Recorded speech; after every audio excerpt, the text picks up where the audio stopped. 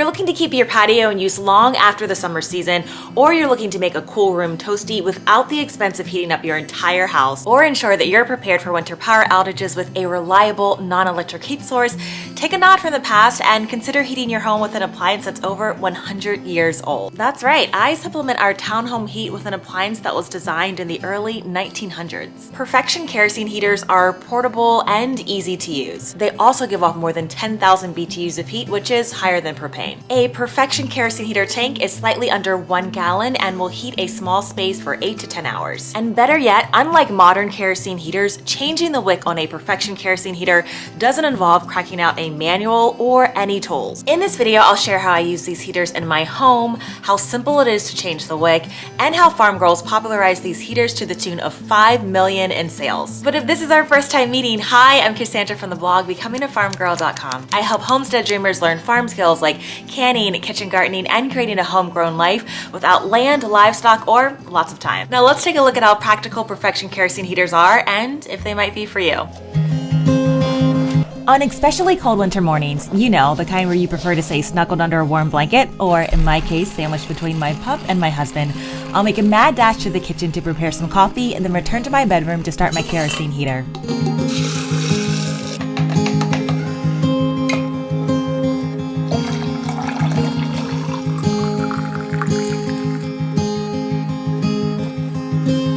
Sufficient ventilation is a must when using kerosene heaters, so always open the window at least 1 inch to allow fresh air to come in and old air to escape. Move your heater to a place where it's not too close to furniture or fabrics, then raise the wick and light it. Close the cover and within minutes you've got a cozy small space heater that puts out incredible heat. Right now the bedroom door is slightly ajar, but I'll fully open it to let the heat travel into the nearby hallway bathroom. Until then, I start my morning with reading, writing letters, and planning my day.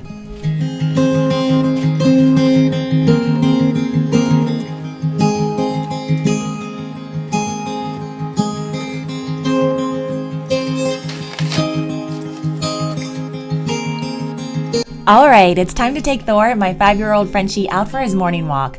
You never want to leave your heater unattended, so I've turned it off. But once I get back, I'll shower and dress in a warm bedroom and bathroom and then head to the second floor of our townhome. It's easy for me to get lost in a day of canning and food preservation projects, so I'll be in my kitchen for the next few hours. I've got a second heater that I'll turn on as I start my day.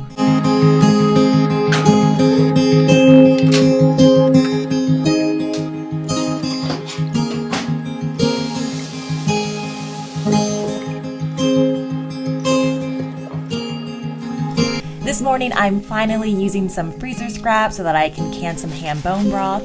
Between the sounds and smells of my kitchen, the radiating warmth that doesn't compare to electric heat, y'all, this is my state of bliss.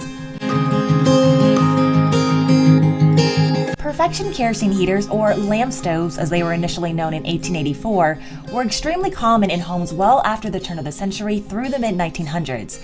Perfection kerosene stoves were ubiquitous appliances in rural farm kitchens as households transitioned primarily from wood or coal to oil fuel.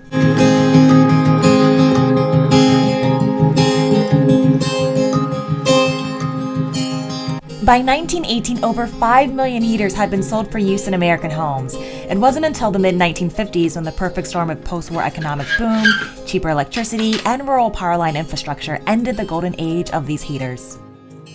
Our second floor is about 820 square feet.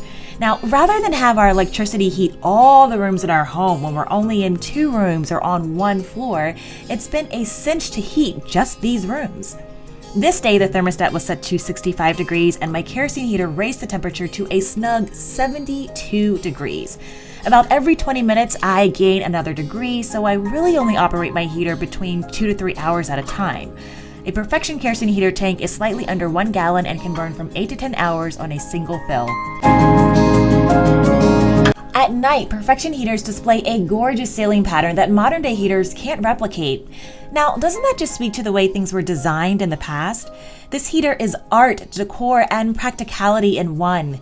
It's timeless because it functions just as reliably now as it did 100 years ago. You may be wondering if your house will smell like kerosene if you use this heater. Keep in mind that a well-maintained heater doesn't emit smoke or odor when it's operating, but it does release a brief kerosene smell when it's lit or extinguished. Luckily, you can easily eliminate the smell with a few sprays of white distilled vinegar or placing a few bowls of it in the room that you're heating. Try it, it really works. Did I mention that I leave my heaters out all year? Why not? They fit seamlessly into the decor and store easily.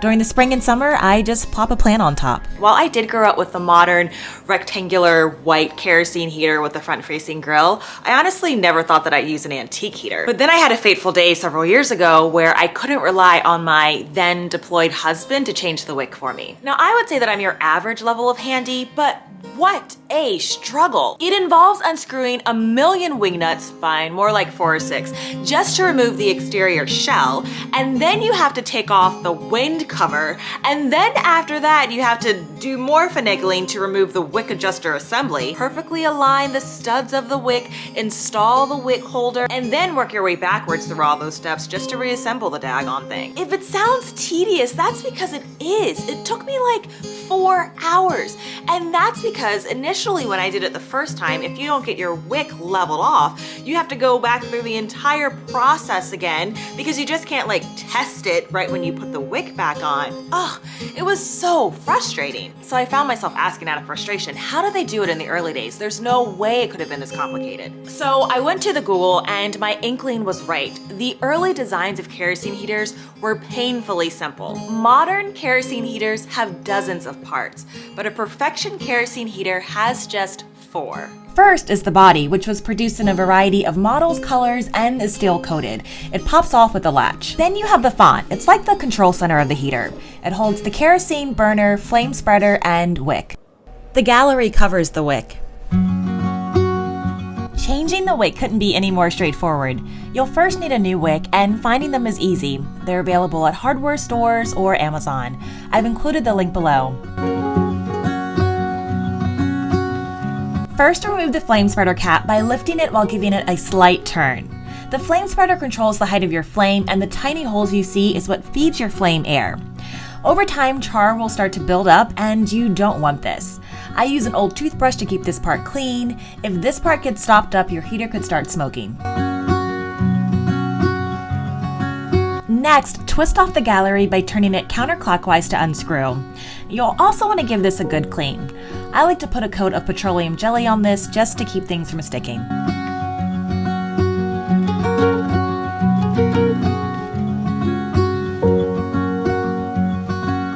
Remove the wick. Now, the wick is good until it burns down to the wick carrier, which is the metal sleeve that the wick is attached to. Turn the wick up as high as it will go with the adjusting wheel. You can grab the wick with 2 fingers and just pull it off. But if this is your first time using a Perfection heater that sat for some time, your wick may be stuck onto the metal part.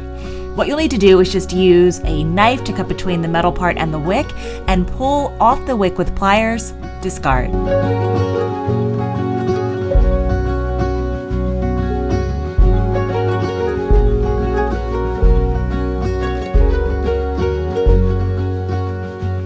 Take the new wick out of the carton and flatten out the folded in tails of the wick. Place the wick tail side down over the wick tube, making sure that the tails straddle the cog wheels that move the carrier.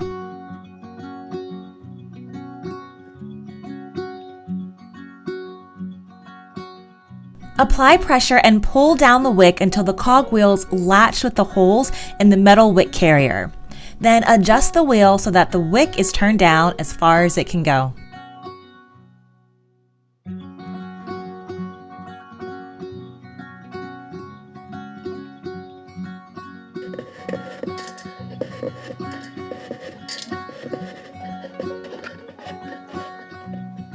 And lastly, you'll need to make sure that the wick is level with the top of the tube. Any gaps or uneven areas can cause the heater to smoke. If needed, use scissors to level out your wick. It's also okay to take the wick off and reposition it. Screw the gallery back on and top it with the flame spreader.